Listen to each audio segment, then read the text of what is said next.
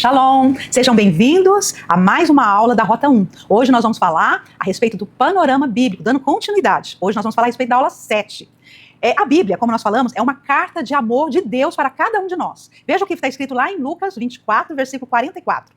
Foi isso que eu lhes falei, enquanto ainda estava com vocês. Era necessário que se cumprisse tudo o que a meu respeito está escrito na lei de Moisés, nos profetas e nos salmos. Tudo que estava escrito nesses livros foi cumprido em Jesus. Como nós falamos, o Antigo Testamento, ele é composto de 39 livros. E nós temos as divisões. A primeira divisão, que é o Pentateuco, ou livros da lei, que vai de Gênesis a Deuteronômio.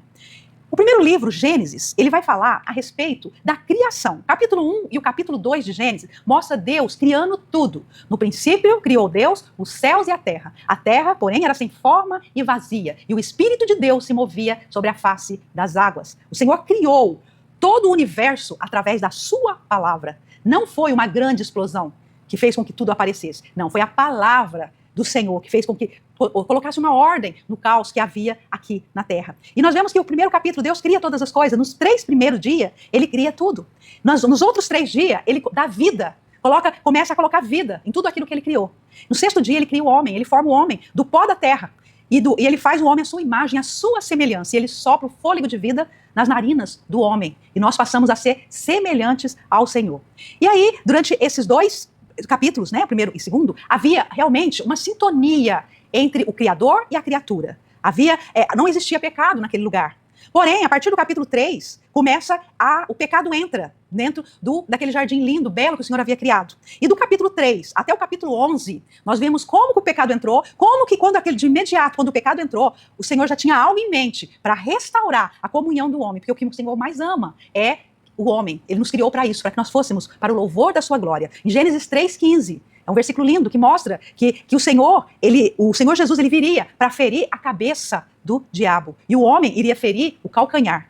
Ele iria ferir o calcanhar do homem. Então, a partir desse momento do pecado, quando o pecado entra naquele jardim, o homem é expulso. E a maldade do coração do homem, que veio pela desobediência, ela começa a crescer cada dia mais. E o Senhor começa a ver que aquela geração, aquele povo que ele criou, cada vez mais se corrompia, cada vez mais se distanciava do Senhor.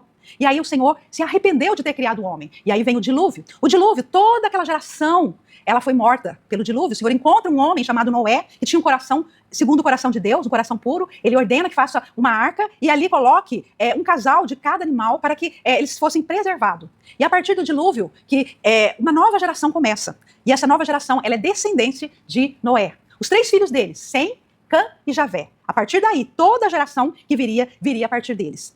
O Senhor, o desejo dele era ter um relacionamento com todos os homens. Porém, ele viu que não tinha como. E a partir do capítulo 12, o Senhor escolhe uma pessoa. Começa a história dos patriarcas. E aí nós vemos que o Senhor chega até Abraão e vê um coração voltado para ele, um coração bom, um coração que ele realmente podia confiar. E o Senhor diz a ele, sai da tua terra, da tua parentela e vai para o lugar que eu vou te mostrar. E eu farei de você uma grande nação. O Senhor escolhe Abraão. E aí vemos Abraão, depois Isaac, que é o filho de Abraão, depois temos Jacó, que era o filho de Isaac, e José, que era um dos 12 filhos que Jacó teve. Essa história você vai ler em Gênesis, a partir do capítulo 10 até o capítulo 50, versículo 26 de Gênesis, onde conta toda essa história. Depois, dentro ainda do Pentateuco, nós temos o êxodo do Egito. O povo desce, eles estavam em Canaã, José se torna governador do Egito, e por conta de uma fome, na família de Jacó desce, eram 70 pessoas, e eles passam a viver no Egito. A princípio eram muito bem tratados, porque José era o governador, e o faraó colocou eles numa terra muito boa. Porém, com o tempo, eles foram crescendo cada vez mais, crescendo, e eles ficaram no Egito por 430 anos. E a nação começou aquele povo foi crescendo. E o Egito passou a ter medo deles. E eles começam, esse povo estão crescendo demais. Então vamos colocar ele como escravo. Senão eles podem vir guerrear, tentar tomar o país nosso. E eles passam a ser escravo. Então o livro de Êxodo conta essa história, do capítulo 1 até o capítulo 15, onde Deus levanta um libertador para libertar o seu povo, que é o povo de Israel. Moisés é o escolhido para libertar a nação de Israel do Egito, para levá-los para a terra prometida. Depois, a partir do capítulo 15, eles saem do Egito e vão até o Monte Sinai. E aí nós vimos a história maravilhosa, a história linda. Nós vemos o mar, as 10 pragas, onde o coração do faraó é amolecido e eles saem. O faraó vem atrás deles, arrependido de ter libertado aquele povo, deixado com que o povo fosse. E aí eles não tinham como fugir, na frente o mar e atrás o exército do faraó. E aí o milagre acontece, o mar é aberto e eles atravessam a seco.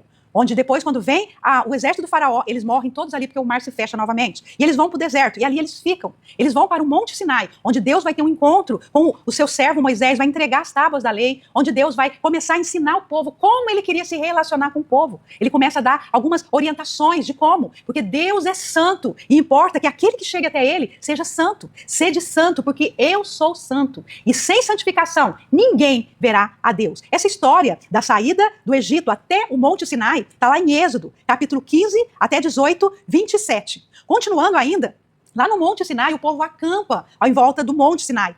E ali o Senhor traz as revelações. Está lá em Êxodo 19, capítulo 1, até Números 10, versículo 10. Ali o Senhor vai ensinar como ele queria se relacionar, como que o povo poderia chegar até ele. Depois do Monte Sinai até Moabe, as colinas de Moabe, vai de Números 10 até Números 21.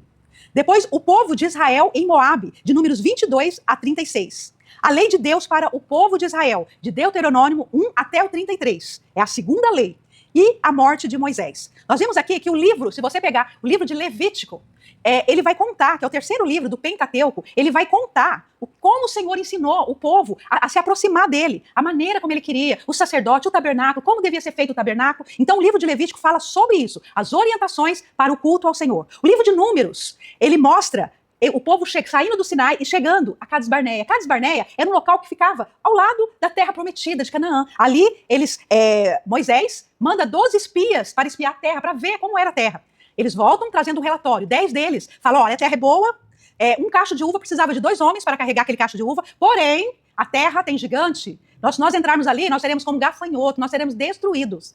Porém, 2 deles falaram, não, a terra é boa, ela mana leite e mel, e nós somos fortes, porque o nosso Deus vai à nossa frente. Esses 2 foram Josué e Caleb, e eles realmente entraram na terra, possuíram a terra. Porém, por conta desse relatório negativo, eles conseguiram contagiar o povo todo, e o povo não quis entrar. Eles começaram a dizer, mas você nos trouxe para morrermos nesse lugar? Nós não queremos. E aí, o Senhor se ira e eles ficam 40 anos andando pelo deserto, durante 40 anos. Aquela geração toda morre, e aí, em Deuteronômio, é a segunda cópia da lei, onde Moisés vai revisar toda a história que aconteceu, e mostrar para aquela nova geração como que eles deviam agir quando eles entram realmente na terra prometida.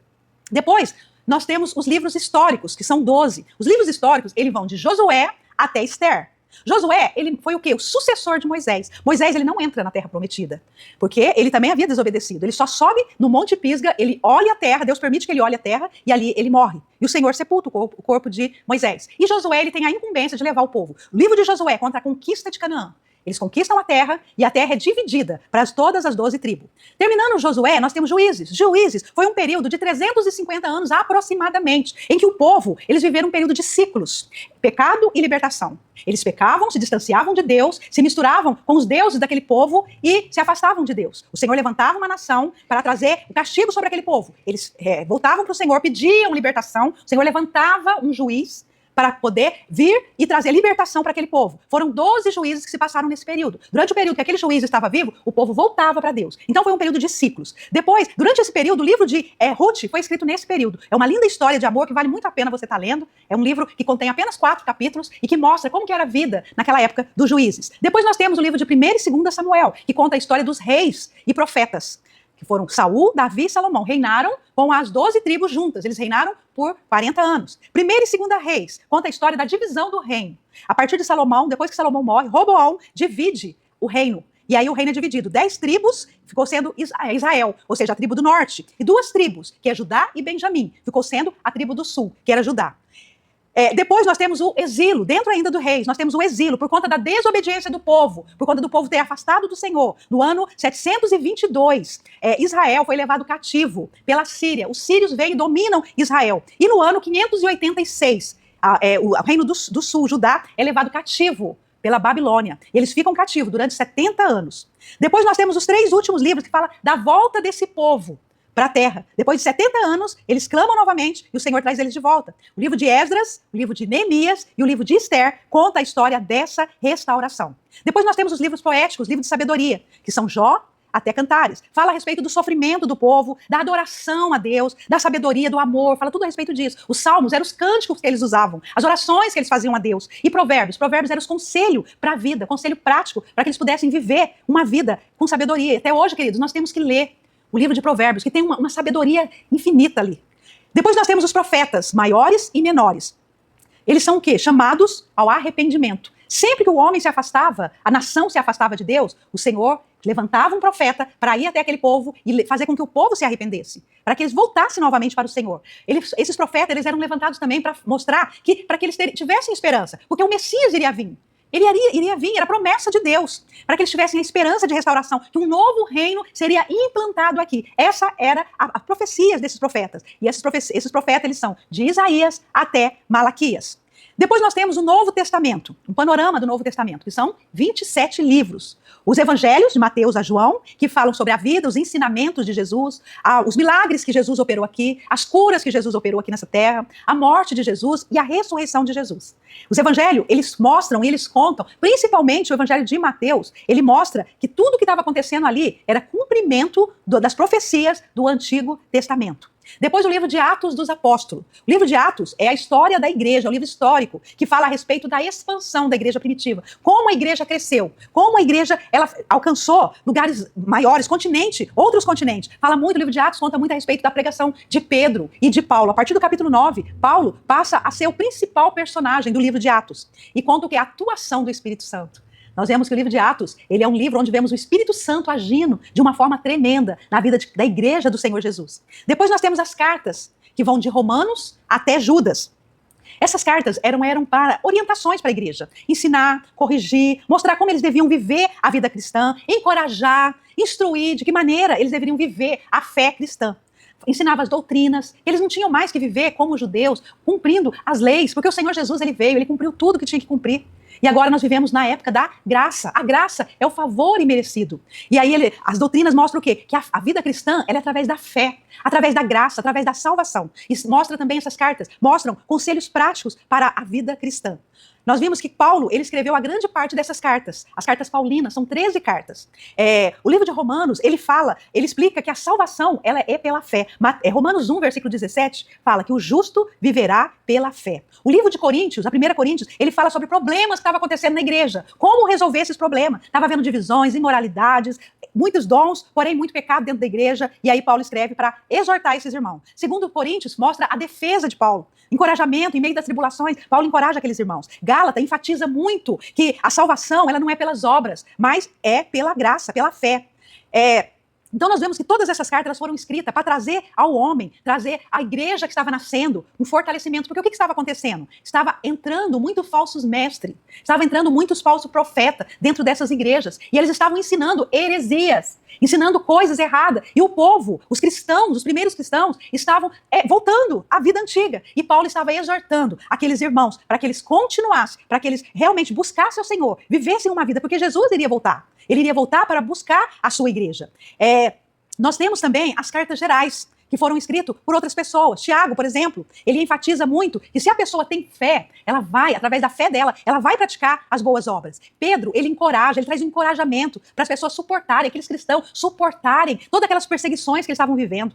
Nós vimos João, os 3 livros de João, 1ª, 2ª e 3ª João, fala sobre o amor, a comunhão, como andar em amor, como andar em comunhão, e nós temos que ter a certeza da nossa salvação, porque o Senhor volta para buscar a sua noiva, ele volta para buscar a sua igreja.